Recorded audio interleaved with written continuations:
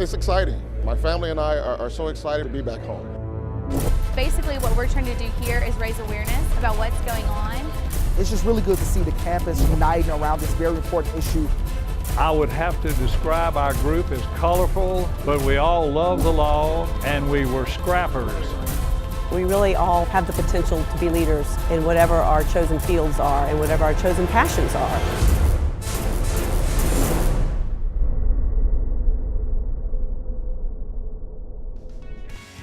The spring semester is full steam ahead as April is in the books. And for seniors on campus, it's just 3 weeks left. Commencement is right around the corner on May 19th. And some seniors and underclassmen have been busy saying thanks. Scholarships are extremely important to students. They make Samford possible, and a small token of appreciation will be coming in the mail to those that make scholarships possible.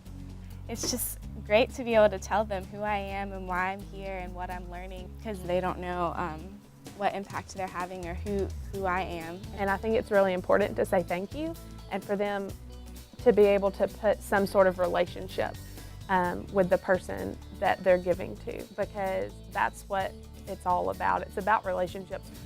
And welcome everybody to Samford University. I'm Brad Radisi and this is the Samford Chronicle. Well, we're going to start with a golden celebration, a celebration for Samford's Cumberland School of Law. They're celebrating 50 years here at Samford, dating back to 1961 when the school was moved from Lebanon, Tennessee. More than 400 alumni and guests came back for the anniversary, including this father and son Cumberland combo. Little did I realize that I would live 50 years past my graduation and become part of the chain of history. My dad still tells the story about the first semester where after I was in law school, him coming and assisting us in our preparation for our final exams, me and one of my study partners. He shows up and says, this is how I did it, this is how I was successful, do it this way and you'll make it through law school. The school also honored the law firm Hare, Wynn, Newell & Newton by naming a trial courtroom in their honor. It was always an extraordinary law school, an extraordinary faculty, an extraordinary experience. They train you to be a lawyer. And so that was always there. What happened is it got better. Cumberland was founded in 1847 and it stands as one of the oldest law schools in the United States. The old Howard 100 has donated close to $20,000 to the Sowing Seeds of Hope ministry in Perry County, Alabama. It's one of the state's most impoverished counties. All of the proceeds from that bike ride goes to Sowing Seeds of Hope, and we are a faith-based nonprofit organization that serves the Perry County area. Samford got its start here in this part of the state, and so we have some historic roots here, and then I think Samford has tried to give back to this part of the state for the past several years. And giving back is in Samford's blood. Close to 500 students rolled up their sleeves for Samford Gives Back Day, a day of charity work at 37 sites around Birmingham's community. This was a stop at Youth Serve. Samford student Lauren Berry.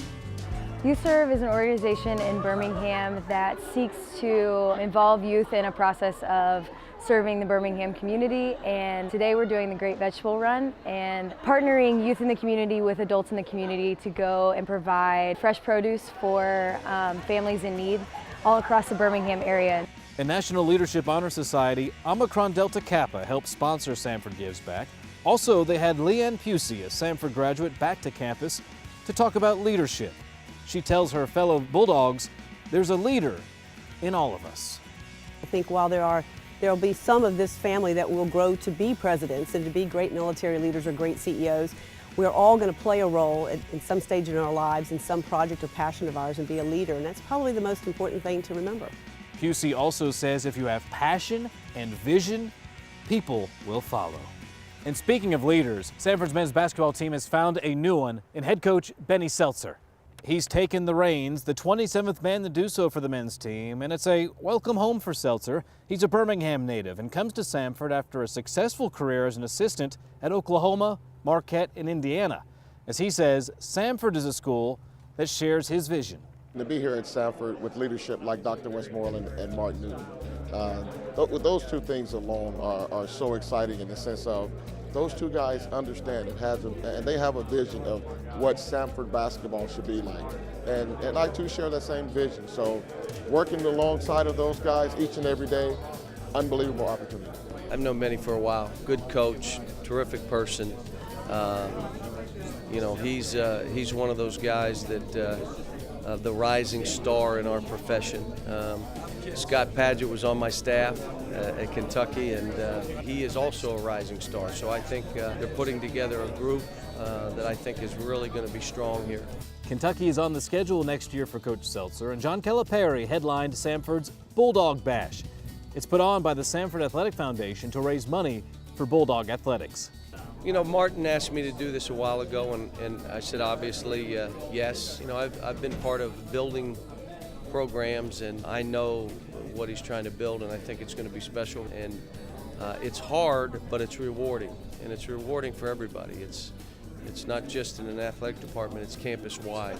And I also want to recognize the men's tennis team. They claimed their first ever SoCon regular season title, going 9-1 in conference play, and the track and field teams finished third in the SoCon championships. And teamwork is exactly what went into a triage training exercise right here at the Ida V. Moffitt School of Nursing. The scenario of a gunman was played out with students, campus safety, and various City of Homewood and Birmingham emergency agencies. The event's purpose was to prepare future nurses for emergency scenarios. They will all participate in disasters at some point in their career, and I thought this would be a good idea for them to get to triage and see what happens in a real disaster situation. And outside of scenarios like that, Samford offers top-notch facilities, operating rooms like this to train anesthesia students. This one is now dedicated to Dr. and Mrs. Lonnie W. Funderburg. Dr. Funderburg, who passed away in 2009, laid the foundation for Samford's nurse anesthesia program. Dr. Funderburg, who was my chief and mentor, you know, it was about preparation of his students so that they would be the very best. Dr. Funderburg was a wonderful teacher, a fabulous physician. He was very committed to his students and to patient care. But Miss Mary helped him in his office, and she was his secretary, and she knows all of the students that he has taught. Mary Funderburg was on hand and said her husband would be extremely happy to receive this honor. Meanwhile, Samford's McWhorter School of Pharmacy hosted the 11th Annual Healthcare Ethics and Law Institute Conference. Dr. John Lantos and David Brushwood were honored with Pellegrino medals.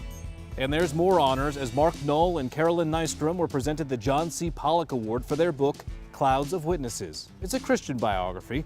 Knoll is a history professor at Notre Dame, Nystrom a freelance writer of more than 75 books.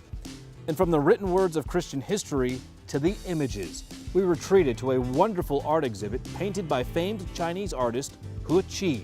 His paintings were on display in the Davis Library, and he hopes his paintings help change the foreign image of Christianity in China. Now, changing the earth, or at least how we treat it, was on display here on campus for Earth Day. From displays on gold mining, oil drilling, or a display urging us all to drink more tap water, Earth Day is a day for students to really creatively celebrate the earth. We have art installations in the fountain, we have biology classes and geography classes, and really what we're trying to do is pull the whole institution together to realize how interconnected we are. It's just really good to see the campus just uniting around this very important issue, showing, you know, the rest of the Birmingham community that we're serious about, you know, environmental issues and that we're willing to put ourselves out in the forefront. Earth Day was started globally back in 1970 and is recognized by 141 nations. And our School of the Arts continues to entertain us on a nightly basis. The theater department gives us a little night music. And the Spring Percussion Ensemble lit up Brock Recital Hall, the music hitting hard with all in attendance. And one concert that's a must-see is the Goodbye to Dr. Bill Strickland. He'll lead the Bells of Buchanan one last time in May before his retirement in August. We'll celebrate 36 years at Samford. His final concert will feature his favorites and probably a little emotion, too.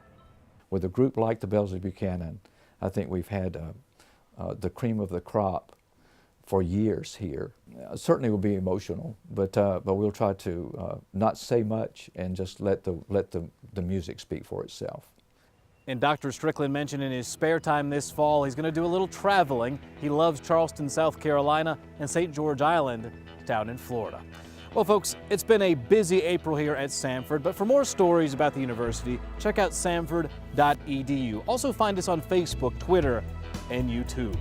Well, till next month, I'm Brad Rodisi. You've been watching the Samford Chronicle. I leave you with more sights and sounds from our spring percussion ensemble.